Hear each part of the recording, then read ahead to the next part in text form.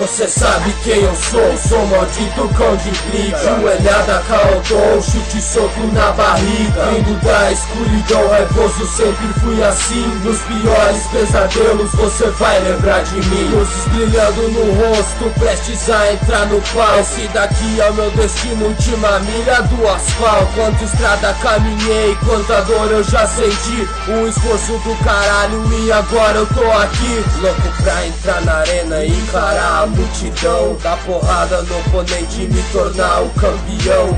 Ganhar, perder, isso sim faz diferença. Cê pode acreditar, derrota não é minha crença. O importante é competir, é o que dizem, né não? Mas tu se lembra do segundo?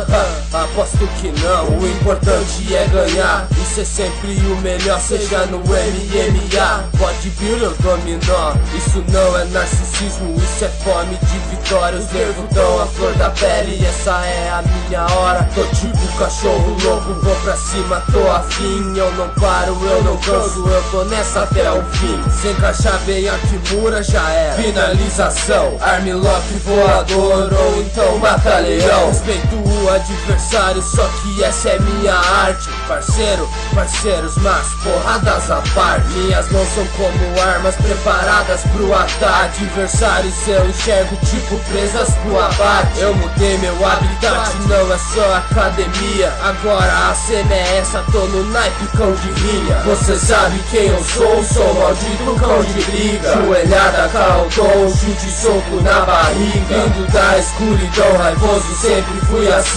Nos piores pesadelos, você vai lembrar de mim. Eu chego na trocação e nego já fica em choque. Vem, cai dentro, então já é, pode vir tentar a sorte. Não perdoo, não esqueço, dou porrada e Zé Buceta. Sou maromba old school, sou pior que o capeta. Eu nunca procuro treta, mas também não arrego não. Se fechar o tempo eu já parto pra trocação. Geral fica bolado, me perguntam do porquê. Só respondo, sou aquele que vocês nunca vão ser. Então, se quer vir, prepare-se, vê se não tira onda. O tatame é o inferno e o diabo é maromba. Vixe, eu não sou estrondo, eu não sou nenhum boçal. Sou maromba old school, tenho muito mais moral. O sangue frio em minhas veias congelou meu coração. Gosto muito de bater, eu não tenho compaixão. Quero ver o adversário se arrastando pelo chão, com a cara estourada implorando meu perdão.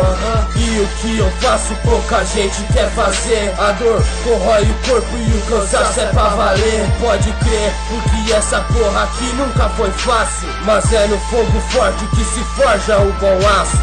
Esse é meu esporte, aqui não existe sorte. Só é campeão aquele que bater mais forte. O sistema é assim, essa é a lei da evolução. Sem misericórdia, sem clemência e sem perdão.